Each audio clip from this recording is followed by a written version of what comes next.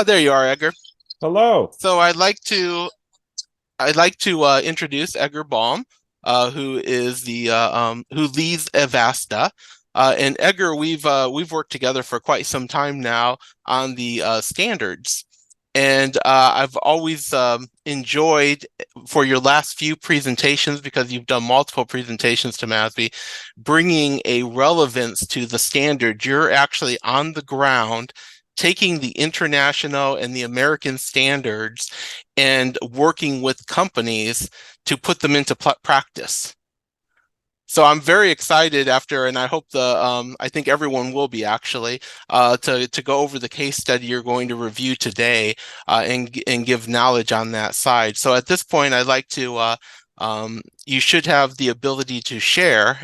All right, welcome everybody. We're in for what I hope is going to be a valuable session that triggers a lot of thought and discussion. As Frank Winton said, I've been doing this for some time, and uh, I want to really kind of give you a sense of what is, call it, the theory to the practice, and we'll be able to go from there. And using a client case study to kind of really wrap your head around. And I just want to really provide a very big caveat. The work that we go and do for our clients is in very high degree of confidence because we get access to internal data. So I'm not going to be able to share you with the name, and I've even had to modify some of the numbers just to avoid any risk of disclosure. But call it the proportional ratios, the general dynamics that are there are very much the case. And if anybody wants to kind of get a more robust access to it, please don't hesitate to reach out to me. We can go from there. So just a very quick profile about Avasta and just what our relationship with MASB is. We're the profitable growth company in that we go and use standards like the brand evaluation standard and the framework that it gets built through it to go and intersect with disciplines and identify how to go and drive organizational value, business value, but do it from the lens of profitable growth and identifying where that is and using the brand evaluation standard and other standards that we've been part of to get there. Very robust mathematical foundations to be able to speak across data types and functions within a company. So this is work that is across marketing, finance, strategy, product development, etc. And our work is to kind of go and apply it to growth, M&A, strategy planning, and optimization that is there. And so why does this matter from our work with Marketing Accountability Standards Board is because we share our expertise publicly. So myself personally, and through continued work at Avasta, we're contributing authors to the brand evaluation standards that are out there.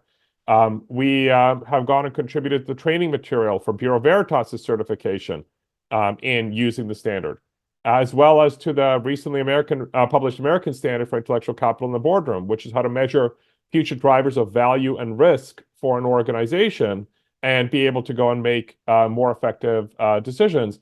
And that standard specifically calls for the deployment of the brand evaluation standard within an organization.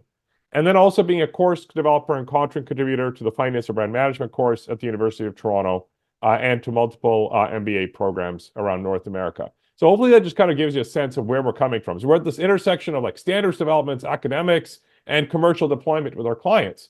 So, why is this really relevant? Because look, the standard has been in process for almost 10 years, and it takes time to get people to shift their thinking.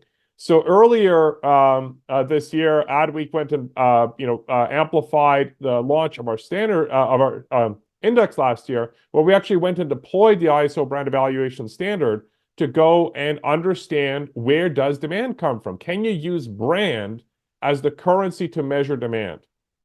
The answer is yes, and it has been an eye-opening exercise in deploying this study, the consequences from it that is there. We're in the midst of going and doing the analysis on the B2C one, all off of the basis of using the standard to look from the outside in rather than a lot of historical practices that we've been walking into for organizations interested in understanding the value of the brand evaluation standard that have really been inside out, looking at their own data, or worse, they've been inside in, where they're only looking at their own information and making decisions against themselves and making assumptions about the world at large.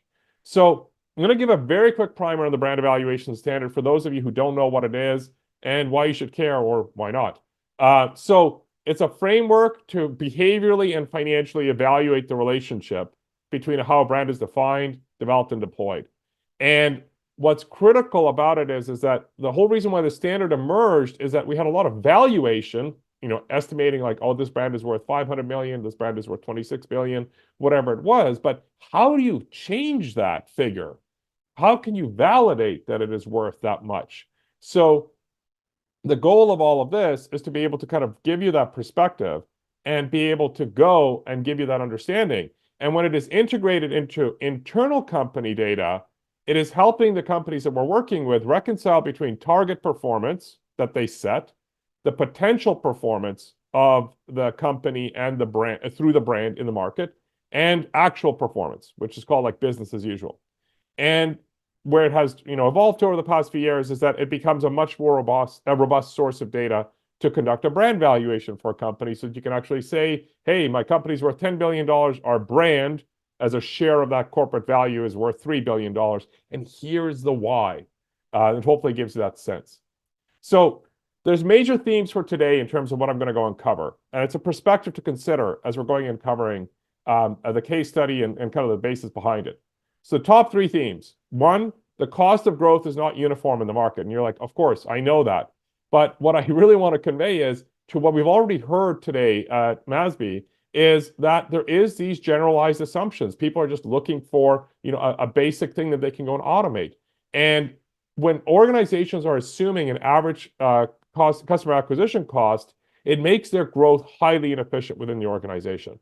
So you want to be able to figure out where is customer acquisition cost efficient in a way that you can act on it, and where it is inefficient, see if you can avoid acting on it. And we'll get into why that matters shortly. The next one is that the brand is the currency of exchange between the business and the buyers. To earlier point made on the panel, if you don't have an underlying product, the brand doesn't really matter. And if you go and advertise a poor branded product, you're going to go and accelerate the decline. So where we're coming from, and what has really been like the learning from deploying this standard commercially, is that the brand is the access to identifying where your company finds its winnable customers in the market. And I'll get into the details of that coming up, but just listen out for that as we're going today.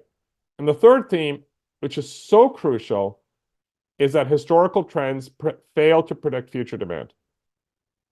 This is a critical component that a lot of organizations fall into a trap. They go and use historical models, they go and project their cash flows into the future, making the assumption that the market is going to behave as it did in the past, or that the past growth rates will be sustainable to the future. Again, something that is a major danger for organizations. So, to understand winnable demand, we need to identify where it can exist in the market amongst your customers.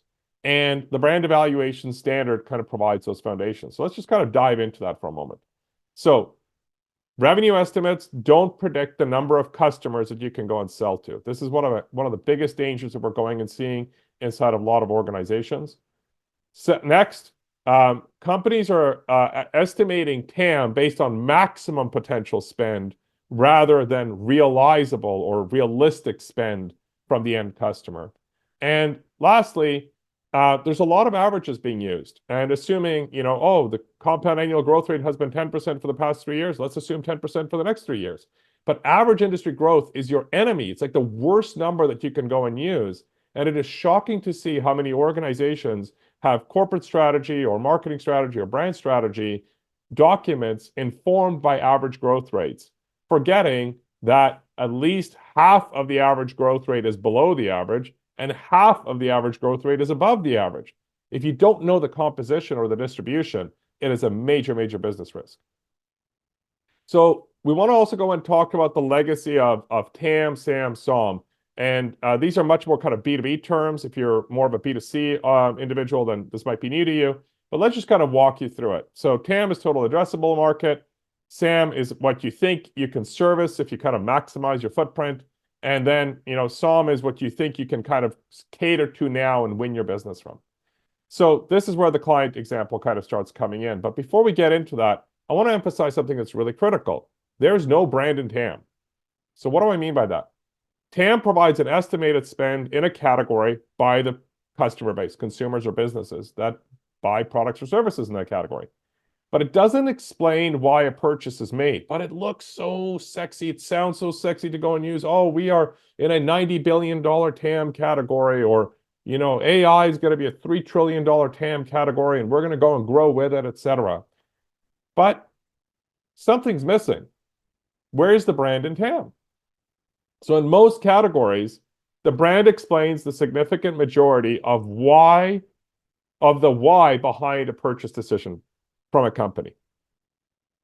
Brands distinguish between buyers. People are drawn towards them. You may just, already professionally know this, but it's now become measurable through the brand evaluation standard. And what's critical to understand is that one brand cannot serve all whys. This is why there are multiple brands that are catering to the customer base. You may go and have the best brands or the largest brands or the most hyped brands in a category, but you'll notice that regardless of what you're going and buying or in the marketplace yourself, you have multiple brands to choose from. You just might be ignoring most of them. So the brand evaluation standard facilitates the measurement of buyer diversity and where you fall into that pecking order. So let's dive into this client case study that I went and mentioned. To be able to do that, you need to introduce the concept of winnable addressable market, which is out of the total market, there's a share of the market that is winnable. So these are people who like your brand. They're drawn to it. They want to buy from it. There's a separate segment of the market, which are the valuable customers that are you're drawn to. You want them to buy from you. They're going to be really profitable if they buy your products or services. And somewhere in here, most of the time, and we have engagements that we've been part of, or I've worked with professionals in my graduate course where we've gone and learned there is no overlap. And that is a very, very scary thing for businesses. And inside here, you have valuable customers and winnable customers. Where they intersect, you have a winnable addressable market. And the intersection is solely dependent on the fact that they actually want to buy your company's products and services through the identity that they have, identification that they've made with your brand. So it's not just the visuals, it's not just the logo, it's not what your brand smells like. It is what they associate with it. It's that whole collective. Don't forget, the brand is what people have about you in their hearts and minds. They can't always go and place it in words and feelings.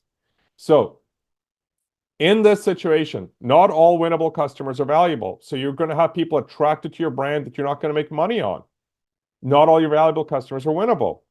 And what we've gone and learned in over 300 deployments of the brand evaluation standard is that your best fit is always a minority of the total population.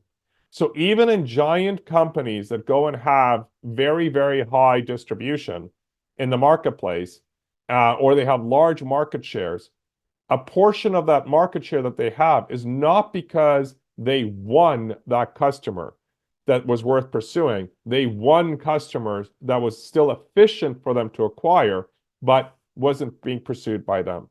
So at this intersection is your ideal customer profile if you're more of a B2B audience, or call it your ideal personas or consumer personas if you're B2C. These are the people that are buying your brand. And guess what? Through the brand evaluation standard, this is now measurable. So let me tell you a bit of that story that I've been alluding to. Global technology company, big imperative to drive 16% growth on the board, massive change in competitive landscape, new technology coming in, market had matured from a product point of view, and how were they relating to the market? Very common activity in organizations. They're like, hey, we have this industry analyst who's gone and told us that our TAM is $170 billion. And we know that we're not, in all countries, all markets. So we're probably serving about a $90 billion total market opportunity. And we think right now we're pursuing about 80 billion. Company's revenue, about $1 billion. So looks like it has tremendous upside, doesn't it? Well, when we deployed the brand evaluation framework into the client and did that inside out and outside in analysis, what we went and identified is that the total market that would even ever buy a product or service that they went and sold, it was only about $37 billion in total spending, and a much smaller percentage of the number of companies that were there. The winnable ones had about $5 billion to spend. The valuable ones had about $20 billion to spend. But when we went and took a look at our client, their intersection was only about 1 billion. So they have about an extra billion left out of a $37 billion market, out of what an industry analyst said had $170 billion globally spent on it. So why did this happen for this client? Well, the reason for it is about 6, 7 years earlier, they had pretty much turned most of marketing off. And there was no impairment in year one, a little bit of a trickle in hindsight in year two. And by year four, year five, they had reached a new low. So to give you a sense of what had happened to this company, in 6 years, they had halved their market share by really turning off the engagement of brand-led marketing. And this is really, really critical because the upside for the company was a lot smaller than these numbers that sounded so sexy or big. So looking back as to what we're going and saying, they had a much smaller share of TAM, and they only had about 1 billion that they could go and pursue. So they could kind of double if they were really, really effective. Now, how do you go about doing this? Well, the way you go about doing this is that you can actually go and measure these segments of the market and start catering to them more effectively. So there's a critical exercise to take a look at it is what's the value of just generically pursue the total market? And in that situation, your ability to win is going to be less than 2% of the market. Less than 2% of the market will buy from you. And give it kind of like a return on effort score of 1. And, net of pursuing the customers, you might come up with a 20% return. Now, if the client pursued only valuable customers, meaning that it was super easy to go and just segment them and pursue them, the problem is that they might be able to double their success rate. They would be able to have a much better return, and it sounds good that the return is 5 times higher. The issue is that it's expensive to go and pursue a bunch of customers who are actually not interested in buying from you. The second thing that is there is, so, well, why don't we just go and cater to the people who want to buy from us? Oh my gosh, like more than a quarter of them are going to be convertible. The return on effort is about 13 times of pursuing the market in general, but they're not going to be very profitable net of acquisition costs because they're going to be looking for price discounting. They're going to be looking for cheaper products. They're going to be more expensive to service. So when you go and take a look at the intersect, which is a very small share of the market, the winnability is high, they're highly profitable, and the return on effort is substantial. So it sounds like, okay, well, let's go for this, right? But wait, this gives you the benchmark of knowing relative efficiency of deployment. It becomes the yardstick by which you're able to evaluate that, we have a slice of the market that has the potential that if we serve them correctly to be very drawn to what we go and sell, and we're able to go and sell our product profitably to them. It doesn't mean that all of the market will behave this way. So what becomes the question now is how to identify these people? How do we cater to them? How do we have them be able to go and find us? And to be able to do that, you need to be able to go and look at broader aspects such as drivers, which I'm about to go into next. So at a high level, what does the brand evaluation standard enable you to do? It forces you to go and take a look at how many customers you can potentially sell to. So it's no longer just taking a look at total spend in the category. It establishes who's valuable for you because you're able to go and figure out where you can make money. And then it determines who's winnable for you by determining, who can you go and sell your product to because they actually have a demand for the product category, but from your brand. So to know the strength of your brand currency, you need to measure your value proposition and whether it meets customer wants. So what's critical is that a lot of organizations have an obsession with awareness. Oh, we have to go and get, to maximum market awareness. So it's a paradoxical situation. Awareness is not the answer, but if you don't have awareness, you have a problem. So what's really critical is that you need to go and get name recognition associated with the offer, but ideally within the segments of the market that are most valuable and winnable for you. So how do you go and get your brand to those audiences? So what's critical is you need to be able to understand which customers are drawn to your brand. And what's very critical to remember is that brand is either an emotional, social, or a need-based purchase. People are buying it, whether personally or in groups, because it fulfills an emotional need, whether it fulfills a social criteria, especially in B2B buying, where you're buying in groups and you need to kind of get buy-in and endorsement and support from others, or it's need. Like we just need to buy something, and this brand is the one that we believe meets our needs more than anything. The common theme through all of this is the brand, but which driver set is very critical for an organization to be able to understand. And it is the common definition of the value proposition between you and your customer that you need to be able to figure out. Again, going back to the brand evaluation standard, it helps you identify how to be able to go and do that. And that is a whole curriculum from MASB and other sources that is out there. But this is how to think about it. So what's critical to remember is this. A company may have a single definition of its offer and points of difference, but the customer base has a diverse range of why and how they buy. You're one company selling to millions or billions. Give those millions or billions an opportunity to realize that they actually go and have a different perspective. So it's never a single reason to buy, no single driver of demand.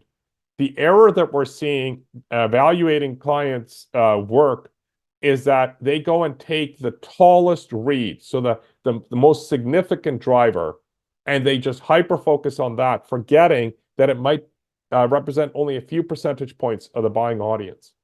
So what's critical to understand is when you use the brand evaluation standard, it actually calls for you to measure the range of why the customer base buys. So you go and define your own criteria, but if you don't measure from the customer's perspective, you're in that trap that we went and talked about, as I said earlier, where you're using internal metrics to evaluate internal objectives and outcomes. So why is this so critical? Because a brand can only profitably serve a portion of the demand in the marketplace. So when you start measuring it by looking at these drivers and identifying how they determine financial value, like for example, we've gone and talked about creativity today and whether creativity drives value. That is measurable inside the brand evaluation standard, not down to the dollars and cents that an accountant might expect doing an inventory audit, but at a point that it is sufficiently accurate to be able to go and execute strategy. So in a situation such as this, you have the drivers as defined by the brand, but until you measure if they have value in the marketplace, you don't know how much they're contributing to your organization. And what you go and discover is that your brand has qualities that it fulfills on from the perspective of the customer base that you never defined, but is being recognized and is driving purchase. But you're not activating them. The buyer base is doing it themselves. Going and making referrals, going and putting product review sites or service review sites, going and making TikTok videos, posting on LinkedIn, whatever it may be. So what's critical is to not get hooked on the fact that, oh my gosh, I did this measurement. Look at that attribute over there or this driver over there of demand. We have to be able to go and service it. It's like, it's so far away, you just got to give up on it. You're just going to have to let it live on its own. But what you have as an option is avoid the shiny object trap and start shifting your value proposition to where you have license to expand your offering. And you can slowly retire the lower value positions that you've been part of. And what that does is it allows you to go, oh, I'm going the wrong way. It allows you to go and shift your value proposition to having a higher overall value. So you're increasing the winnability by being more conscious of how your customer base wants to buy your brand. So you're diversifying your ideal customer profile by going and serving customer profiles that want to buy from you or are already buying from you, but you're creating that conscious adjustment and that common exchange through your brand with that buyer. So what this does is it now allows you to have a local maximum, like the maximum amount of value that you can generate for the time being in realizing your business objectives and maximizing the return on your brand. So great theory, Edgar. Thank you.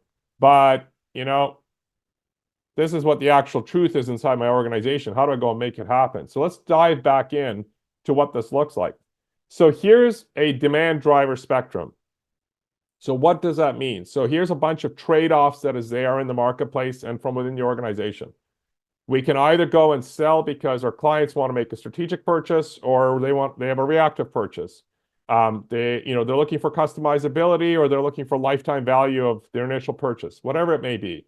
And what we went and identified is that the client was really focused around different facets of this axis. But when we went and started taking a look at how does the customer base buy, guess what? There isn't one customer. There's a diverse grouping of customers, and they don't all agree with each other as to why they go and buy. In fact, there's very little consistency on them at all. And what it goes and creates is a realization of like, wow, our company can't serve all audiences. So by going and identifying how much flex, right, that ability to shift your pillars or change those local maximums by those audiences, we can go and determine how much extra winnability there is in the marketplace for the brand and adjust messaging, adjust positioning, adjust the product, adjust the sales process, adjust pricing, whatever it may be. And you are able to go and figure out where the value is. So we were able to identify for the client that they could only serve about 40% of the buyers. About 60% of the market was just not really going to buy their brand value proposition, even though the product that they sold wasn't dramatically different from their competitors, but different look, different feel, different promise, different reputation, different history, different relationships, different people providing referrals. Bring all of those together, and you're able to go and understand that. So why is this so critical? Because it further reinforced that their pursuit of, oh, there's this giant TAM, we have so much space to grow into it, put a greater constraint on the business.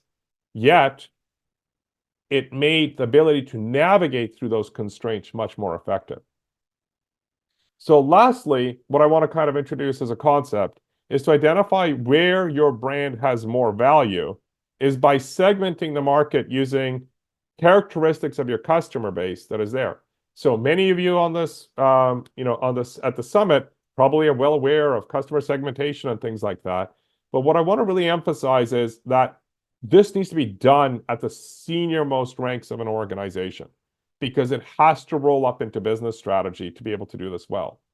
Not all customers are created equal. So here's one cut of segmentation that we went and deployed for a client using the principles of the brand evaluation standard. And the way to take a look at it is we're just going to assume that all customer types are equal. Doesn't matter whether it's a bank, whether it's a university, whether it's a HMO, whether it is Geico that we're going and selling to, they're all worth the same.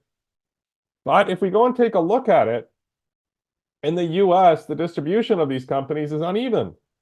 There's a lot fewer high-tech companies than there are healthcare companies that they can sell to. There's a lot less banking and finance organizations and business and management services. So where do we go and focus on things? Well, you also need to figure out how well have you done in the past and where do you have upside in the future?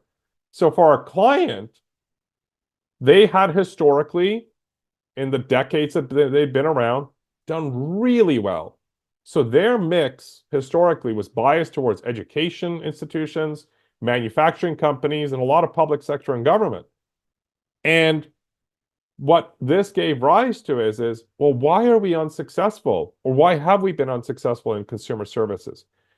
What is it about our product suite that we're going and selling that is not attractive to them? Can it be more attractive to them? Same question on manufacturing. Wow, we have a really high dependency on manufacturing. How significantly are we penetrated into American manufacturers? Is there growth remaining in them? Can we take the credibility of so many buying from us today to go and acquire new ones tomorrow? So all of these became possible because you could go back to those demand drivers and see how different they were by industry. In the case of this client, they were. And they would allow them to go and get a much higher degree of focus as to where they would go and deploy their marketing budgets, how they would prioritize their sales. And as one of the senior executives from this client went and summarized at the end of kind of utilizing this work is that utilizing the brand evaluation framework offering inside their organization, because it continues to live inside their company, is is one of the best sources of business strategy that he's had in his career. And that's a really significant driver. So this is why we are so passionate about taking this standard, which conceptually seems so abstract. Once you go and start deploying it, it is really, really valuable. So how do you use your brand to measure demand? You have to go and be conscious of the fact that there are these principles and that you have to go and use brand as that common currency between where your profitable growth as a company is, where your winnability is, and how to go and apply it. And what is most critical here is that you're able to go and validate what purchase drivers are efficient for you as a business to go and pursue. And secondly, where are those segments that you can go and identify, use third-party data? Is there a difference between a consumer in New York versus California? Is there a difference between the consumers in Albany versus New York City? These are all types of things that are possible. And until we go and actually start utilizing this massive universe of data that we have access to make those more specific decisions, we're leaving a lot of money on the table. So what else does the brand evaluation standard do? It brings in this incredible value that measurement brings to organizations. So if you went to Vegas and you made 100 bets and you were playing blackjack, and you're good at it, you're going to win just a little bit more than the casino will. So let's take that principle and apply it to going and doing the work in brand. So if you're winning 50.5% of the time, for you to get to a 60% plus return, you need to make 100 bets. And if those 100 bets are expensive, you're not going to make money. But what if we could go and improve your odds through sound measurement and targeting? So even a 0.5% improvement in your ability to target reduces the number of actions, the number of investments that you need to make by 50%. That's a 0.5% improvement in the deployment of your marketing, or your go-to-market strategy. If you can improve your odds by 2%, you reduce the number of actions by 80%. That's what the brand evaluation framework does inside organizations. It improves your odds. It doesn't guarantee outcomes, but it reduces the number of actions, the number of times that you need to spend money, the amount of time that you need to go and spend to be able to make things happen. And for those like really curious of, oh, Edgar, show me the results of that, you can go and take a look at my previous summit presentation at MASB, where we go and provide that with some real client data that kind of shows that as well over time on that sense. So what has gone and happened with this client? Well, we went and identified that they were in a high risk of impairment. And they were shedding customers, even though their revenue was kind of flat and growing. And they're continuing to go and shed customers if they don't go and turn these things around. But they've now gone and started doing targeted deployment by industry, by geography, where that effectiveness is going and showing back to them. If you recall, I went and said that, they turned marketing mostly off over 6 years ago, and they weren't impaired in the first year. Guess what?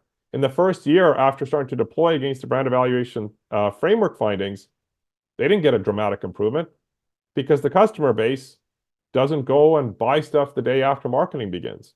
But they're starting to go and get those internal metrics moving 8, 9, 12 months later. And it's going to take them time to get back to where they were at marketing-led growth more than half a decade ago.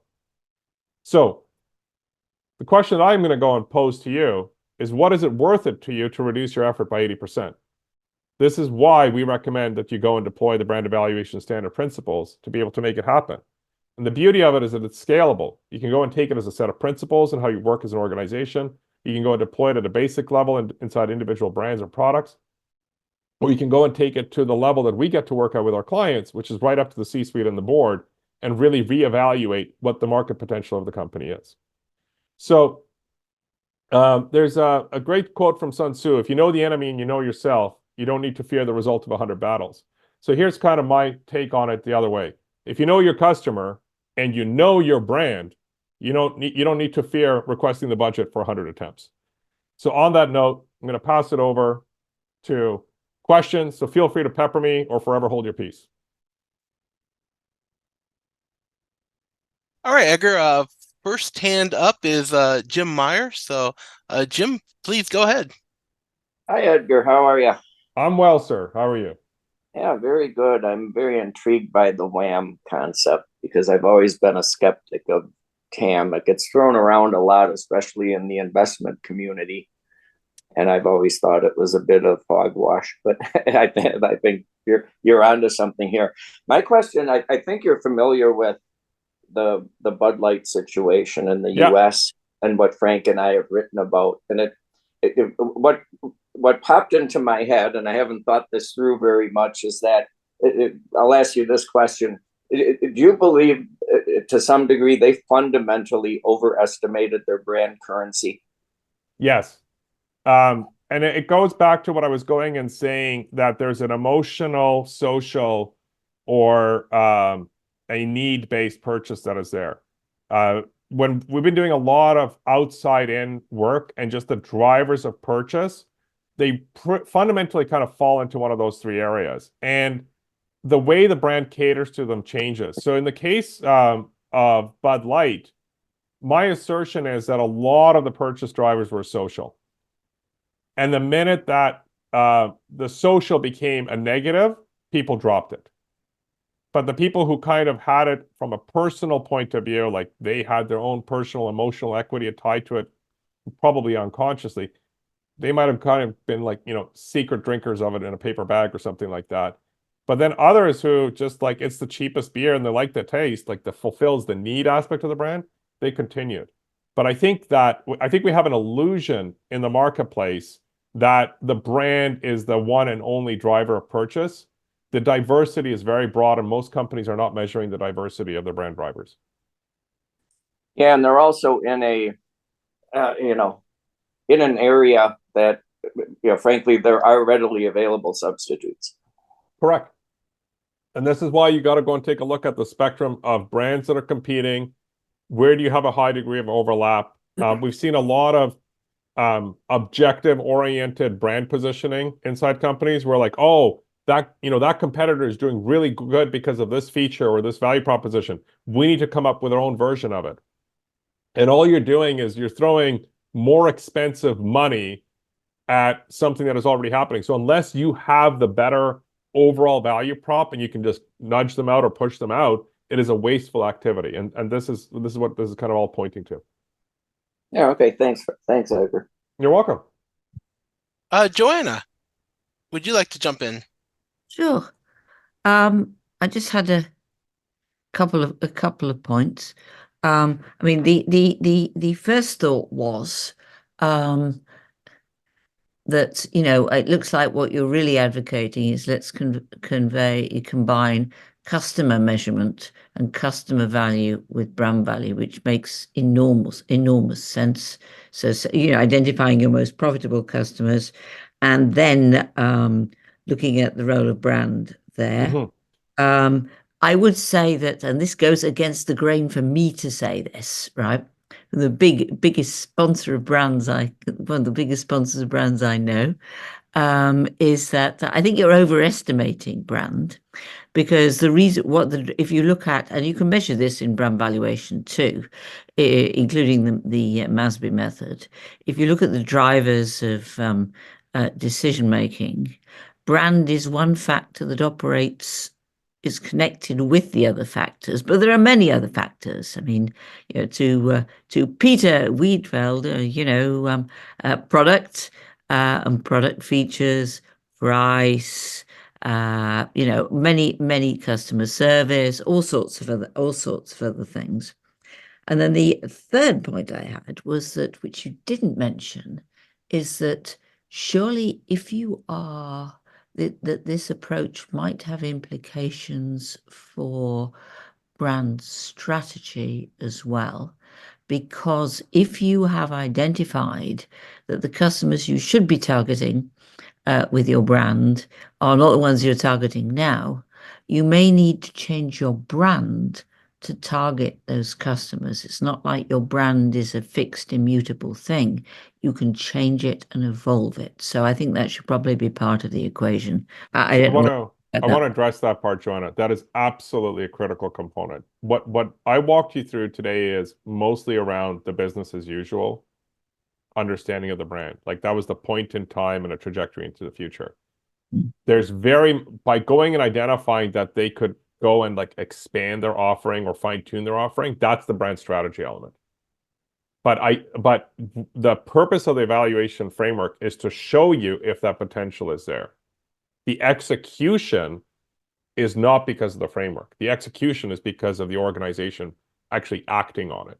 Yeah, but the framework can identify how you need Correct. to. Absolutely. It can absolutely identify it for you, and especially where you should not go. I think there's too much subjective redirection of brand strategy. What this is going and telling you is kind of like the resistance or welcomingness of it in the marketplace and the dollars and cents that are behind it. And it's also a question of time being permitting, but happy to go and kind of provide that as a sense of how brand strategy can be adjusted out of this, and welcome to do it in a separate webinar or a future MASB session. Great. Thank you. Okay, and we also have Venki has his hand up. Venki, please. Thanks, Edgar, for a very illuminating dive into this. My question is twofold. One is, based on your experience, do you think the brand evaluation and the leadership assessment, how is it different, the B2B versus B2C? That is one. And a related question is, what about companies that market to both businesses and customers? For example, hotels like Marriott and Hilton, maybe 50% each, and then Microsoft sells, individual productivity software to individuals and then to enterprises. So how would we help, as from a MASB perspective? Can we create a framework that addresses some of these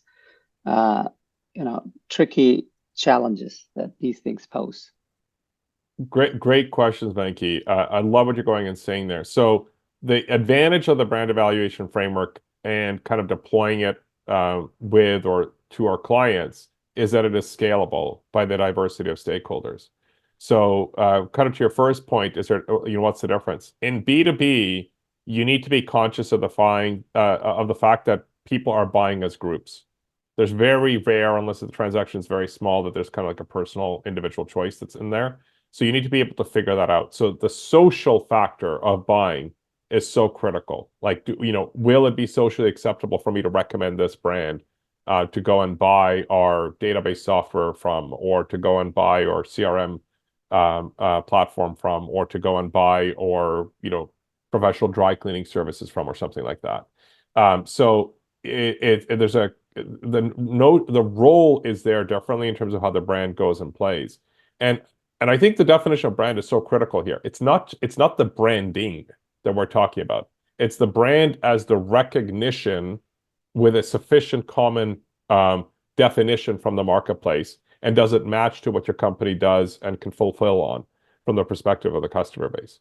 So in the B2C side, especially if the transactions are small and frequent, it's a relatively personal choice. But even then, you may go and admire brands that you cannot go and purchase. I'll give you an example from my household on the personal side. There's wonderful brands that we like going and buying in the dairy aisle, but I have a bunch of people who are allergic or highly sensitive to milk. So I can admire their brands, but I cannot really buy them in my household. So that has to be kind of considered in that definition, right? There's a portion of the market that's just not available. So, for the various dairy brands out there, I'm really not your customer as a household, because we can't be, even though we might admire your work.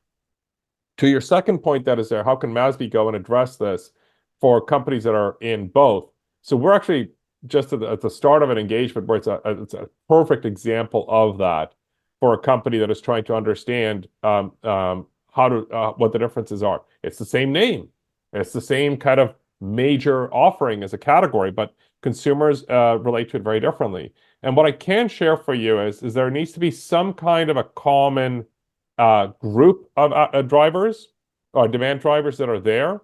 And then the company needs to be able to reliably go and fulfill on them. But the minute that you start getting into larger ticket transactions or the requirement for exclusive or semi-exclusive relationships, you actually need to go and have different messaging, different placement, different value prop, and you might actually even remove the brand engagement around that B2B offering from the broader eye. It becomes more personal in those situations. We're seeing a big rise in account-based brand targeting inside organizations where they're adjusting the messaging based on the profile of the company that they're trying to go and sell to. And that is kind of what I was alluding to in that winnability intersection that was there, is that if that efficiency ratio is very high, it's actually worth spending more money on acquiring that customer because net of the increased cost, you're still going to be able to go and make more money. So you got to identify that common essence, but then do they buy through the same mediums? Does the messaging resonate the same way? What is the volume or frequency or ticket price that is there? All of those variables come in here. The framework helps you navigate through what is noise in the data versus useful data to be able to make a decision and drive brand strategy. Thank you. Appreciate it. You're welcome. All right. Well, thank you, Edgar. It's been a pleasure. Your last comment reminds me of a case study. Actually not a case study, but a work with a uninterruptible power supply company, and the difference between consumer companies and business radically different, radically different in all the aspects that you've talked about. We will definitely take you up on the offer for the webinar as part of our new webinar series. So I'll reach out afterwards. But thank you so much for attending. Again, a very insightful presentation. Thank you, everybody. Have a wonderful day, and don't forget to come back after lunch.